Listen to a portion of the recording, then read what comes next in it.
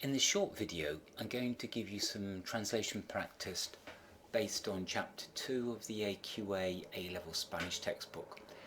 And essentially the purpose of this video is to help students with translation from English to Spanish, which is a skill which is a difficult skill and a challenging skill at the beginning for GCSE students and people who have just embarked on their A-level course.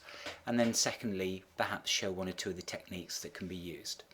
So the translation that I'm going for, or what I want to translate, is Pope Francis, the Argentinian, is undertaking an important role in condemning violence in the world. And my translation is going to be: El Papa Francisco, el argentino, desempeña un papel importante en condenar la violencia en el mundo. So, as you can see, I've broken up this Spanish into four, or rather the English into four separate blocks, and I've got the translation underneath. So now I'm going to talk to each block. So, Pope Francis, the translation from this is El Papa Francisco, and the first thing to note really is the addition of the El. So, El Papa Francisco. Then going straight on to the Argentinian, El Argentino. Pretty straightforward, but notice we've got the use of the lowercase.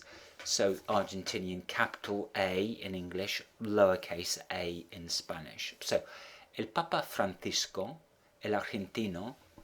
Now let's move on to the next piece, is undertaking an important role in. And I'm translating that as desempeña un papel importante en. Now, a couple of things flow from this.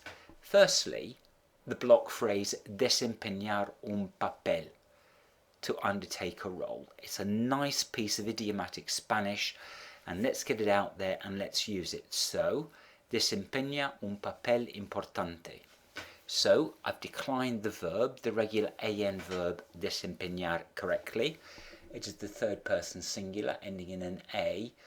And the subject of the verb is El Papa Francisco. So, El Papa Francisco desempeña un papel importante en. And at the end, I've just popped in a little n. Now, so the first point there is the block phrase, and then the second alternative way of doing it is undertaking. We could say está desempeñando. Está desempeñando.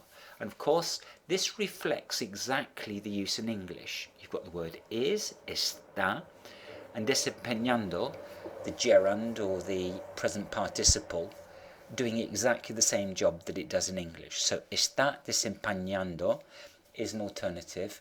So, in total, it could be El Papa Francisco, el argentino, está desempeñando un papel importante. And then the last bit is after the n, we're going to have the infinitive.